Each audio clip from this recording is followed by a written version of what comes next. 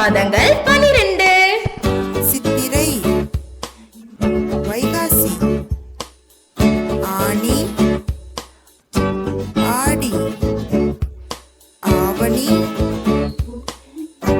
புரட்டாசி, ஐப்பசி, Karthigai, மார்கழி, தை, மாசி, Panguni.